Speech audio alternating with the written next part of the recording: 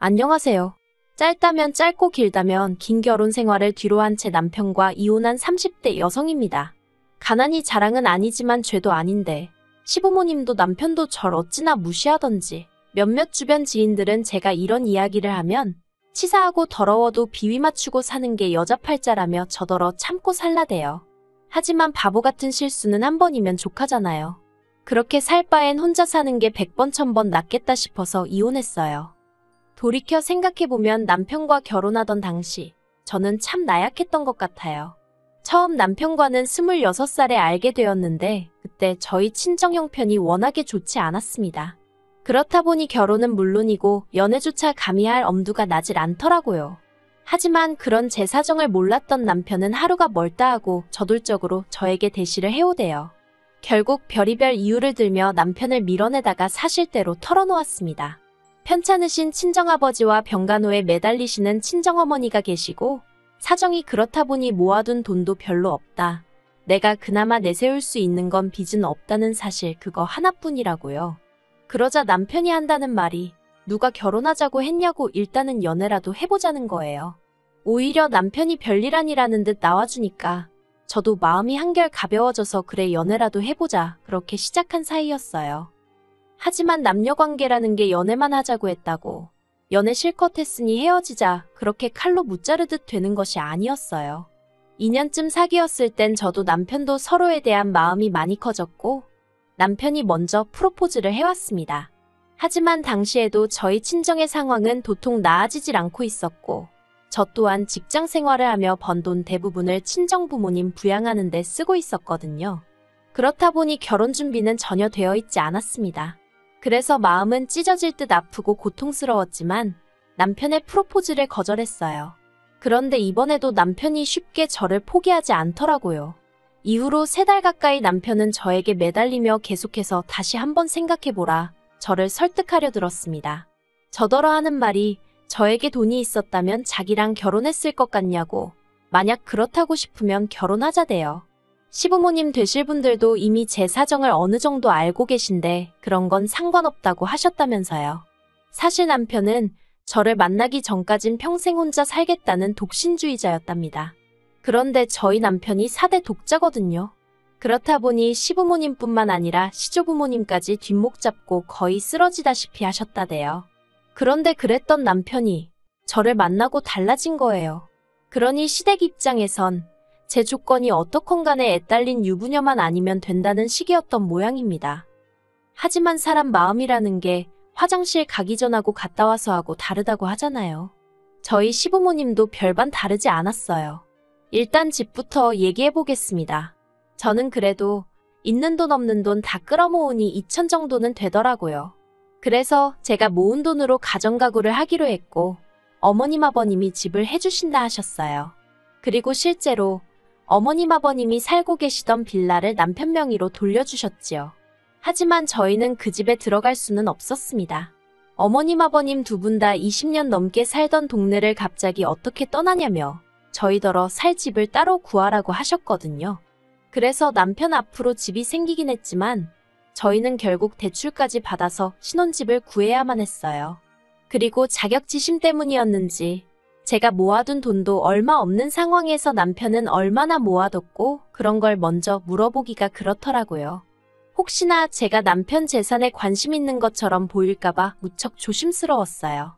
그렇다 보니 남편이 얼마나 모아뒀고 그런 걸 꼼꼼히 따지질 못했네요. 다만 남편이 지나가는 말처럼 1억 좀 안 되게 모았다고 했던 것만 어렴풋이 기억을 하고 있을 뿐이었지요. 그런데 막상 집을 구할 때 보니까 1억은 무슨 5천만 원 좀 넘게 들고 있더라고요. 물론 저보다야 많이 모아둔 건 사실이지만 남편이 저보다 3살이나 많았고 시부모님 가게에서 같이 일을 하며 월급은 넉넉히 받는다고 자기 입으로 몇 번이나 얘기했던지라 솔직히 좀 당황스러웠다고 해야 할까요? 생각보다 대출을 많이 받아야 했거든요. 그래도 평생 못할 것 같은 결혼도 하고 신혼살림을 꾸리기 시작한 이후로는 한동안 모든 것이 즐겁게만 느껴졌습니다. 이렇게 표현하면 어떨지 몰라도 평생 가난한 친정 뒤치다꺼리만 하다가 제 인생이 끝날 것 같았는데 남편을 만나 이후론 한마디로 숨통이 트인 기분이었네요. 하지만 그 좋은 시간은 오래가지 않았어요. 식을 올리고 1년도 채 되지 않은 시점이었는데 어머님이 저를 자꾸 당신 주변 분들 며느리하고 비교를 하기 시작하셨거든요. 누구 집 며느리는 핸드백을 사줬다더라. 누구 집 며느리는 이번에 지 시부모 데리고 해외로 여행을 간다더라. 솔직히 저도 사람인데 아무리 어머님 본인 입으론 그냥 하는 소리라고 하셨지만 왜 눈치가 안 보였겠어요. 그럴 때마다 가시방석에 앉은 것처럼 마음이 불편했답니다. 하지만 돈 없는 죄인이라고 서운하단 티도 못 내고 그냥 속도 없는 사람 마냥 허허실실 웃고만 있었어요. 그러다 시이모 아들이 장가를 가면서 상황은 더 안 좋아졌어요. 시이모 아들은 대기업에 다니던 재원이었는데 같은 회사에서 일하던 여직원과 결혼을 하게 되었거든요. 원래도 어머님하고 시이모 사이가 좋지도 않았던 데다가 어머님이 시이모한테 약간 열등감이라고 해야 할지 그런 감정을 갖고 계신 건 남편에게 들어서 알고 있었습니다. 아무튼 그런 상황에서 시이모 아들이 저보다 훨씬 조건 좋은 여자를 만나서 결혼한단 소리에 어머님이 무척 배 아파하시대요. 염치 없게 들릴 수 있지만 저도 저대로 억울한 면이 없잖아 있었어요. 제 입장에선 까놓고 말해서 공동명의로 해주신 것도 아니고 하다못해 제가 그 집에서 살아본 것도 아니고 결국은 대출은 대출대로 받아서 매달 이자 내고 살기도 바빴으니 집을 받았다는 건 전혀 실감도 나지 않았습니다. 그리고 어찌나 어머님이 본인 입으로 생색을 내시던지 처음엔 죄송한 마음에 제가 거의 한 달치 월급을 털어 금팔찌도 해드렸어요. 그런데 금팔찌 받고 좋아하신 건 정말 이틀이나 갔나? 이후로 또다시 집 해준 걸로 하도 유세를 하셔서 나중엔 오히려 감사한 마음은 고사하고 또 그 소리 하시네. 정말 듣기 싫다 생각밖에 안 들더라고요.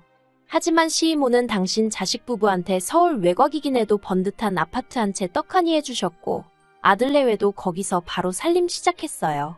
대출은커녕 차도 한 대 해주셨답니다.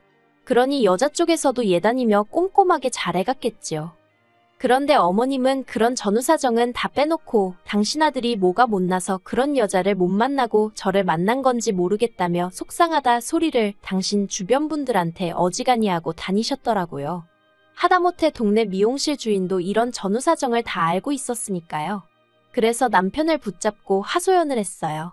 없는 집 딸인 거 알면서도 괜찮다고 하셔놓고 이제 와서 왜 이렇게 사람을 힘들게 하시는지 모르겠다. 그런데 남편이 보인 반응은 더 충격적이었습니다. 자기도 주변에 장가 잘 간 남자들 보면 부럽대요. 누군 처가에서 가게도 차려주고 골프장 회원권도 끊어주더라면서. 그런 말까지 들으니 정말 남편 하나 믿고 시집 온 제 자신이 바보멍청이 같고 이제 이 집에서 믿을 사람 하나 없다는 생각에 그러면 내가 뭐하러 버티고 있나 싶대요. 어머님이고 남편이고 다 똑같은 사람들이란 생각에 한마디 말도 더 섞고 싶지 않았고요. 그리고 솔직히 당장이라도 이혼하자 소리를 하고 싶은 심정이 굴뚝 같았습니다만 그러면 제 꼴만 우스워질 것 같은 거예요.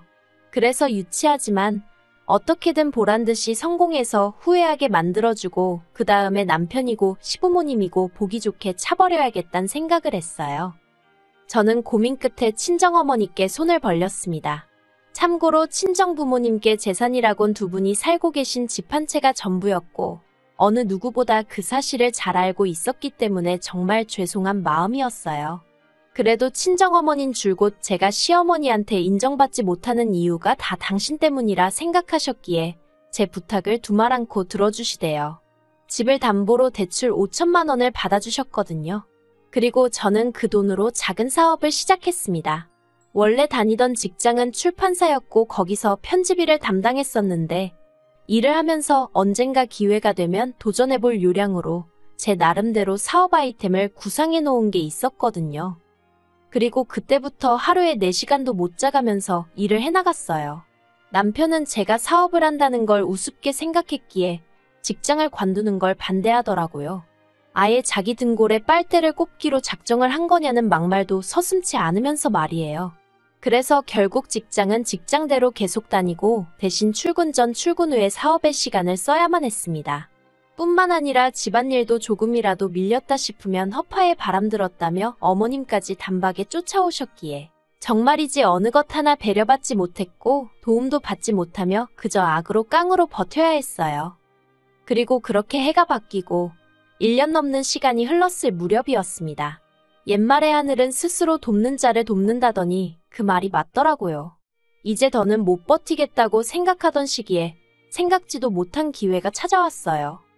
당시 저는 앞으로 딱 20곳의 회사만 더 만나보겠다. 그리고 그 중에 아무도 내 회사에 투자해주지 않겠다고 하면 더는 미련 갖지 않고 사업을 접겠다고 작정을 한 상황이었습니다. 그런데 7번째로 만난 회사에서 투자를 하겠다고 연락을 해왔대요. 당시 20곳의 회사들 중 절반하고만 미팅을 가진 상황이었는데 말이지요. 이후로 제 회사는 무려 3곳의 대기업으로부터 투자를 받게 되었습니다. 꿈인지 현실인지 얼떨떨한 상황에서 하루가 다르게 회사가 성장해 나가기 시작했어요. 그리고는 심지어 언론의 주목을 받고 대한민국을 대표하는 상도 받게 되었네요. 제가 무슨 사업을 하는지 정확히 말씀드리긴 어려워요. 워낙 국내에서 드문 사업 모델이다 보니 아직 여러 가지로 조심스러워서요.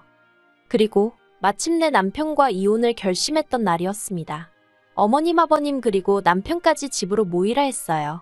할 이야기가 있다고요. 그때도 저희 시부모님이나 남편 다들 제가 무슨 사업을 하는지 관심도 없었고 제대로 알지도 못하는 상황이었지요. 그런 사람들을 모아놓고는 제 회사가 나온 잡지와 신문들을 들이밀었습니다. 처음엔 황당해하던 시부모님도 남편도 이내 꼼꼼히 내용을 읽어보기 시작하더니 금세 태도를 달리하더라고요. 특히 어머님이 보이신 반응은 가관이었습니다.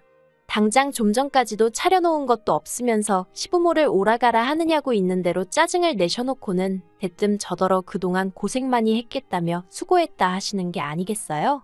아버님도 언젠가 제가 사고 한번 제대로 칠 줄 알았다면서 잡지며 신문기사를 당신 핸드폰으로 찍으시고 지인한테 전화하시고 그리고 무엇보다 남편이 보인 반응은 어이가 없었어요.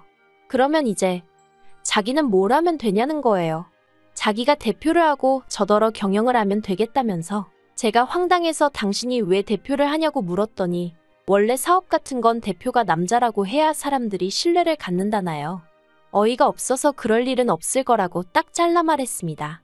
제가 이렇게 다들 모이라고 한 건 오늘 남편과 이혼한다는 말을 하려고 그런 거란 말을 덧붙이면서 말이에요. 그러자 어머님이 그게 무슨 소리냐면서 뜬금없이 무슨 이혼이냐고. 이제 사업도 잘 풀렸는데 그러면 잘 살 생각을 해야지 이혼이 말이나 되냐면서 목소리를 높이셨습니다. 아버님도 저더러 여자가 이혼 소리 하는 거 아니라고 어른들 모셔놓고서는 별말 같지도 않은 소리를 한다면서 화를 내셨지요. 그리고 이내 남편이 제 손목을 잡아 끌고 안방으로 가자대요. 그렇게 방문이 닫혔고 전 팔짱을 낀 채로 남편을 가만히 쳐다봤어요. 그리고 제 속내를 파악하지 못한 남편은 갑자기 이러는 이유가 뭐냐면서 대화로 풀자는 거예요. 그래서 제가 풀고 말고 할 것도 없다고 단지 당신과 결혼하고 난 이후로 지금까지 거진 3년 가까이 가난한 친정을 뒀단 이유로 얼마나 내가 무시를 당했냐고 그 시간이 떠오른다고 했어요. 그리고 그 시간 덕분에 내가 여기까지 올 수 있었던 것 같다며 남편에게 고맙다고 했지요. 남편은 이혼은 절대 못한다 하면서도 이혼하면 사업의 절반을 자기한테 줘야 하는 건 알고 있냐며 이죽거렸어요. 부부 생활 기간에 일군 사업인 만큼 절반은 자기 몫이라면서요. 하지만 남편이 보탬이 된 것도 전혀 없었고 하다못해 사업을 시작하게 된 자금마저 친정어머니에게 빌려서 상환하였으니 그리고 무엇보다도 남편에게 이혼 이야기를 꺼냈을 땐 이미 법적으로 반년 이상 알아보고 만일의 경우를 대비해 조치도 다 해놓은 상황이었거든요. 그래서 남편이 뭐라고 떠들건 간에 걱정이 전혀 되질 않았어요. 그리고 결국 1년여의 지리한 싸움 끝에 저희는 이혼을 했습니다.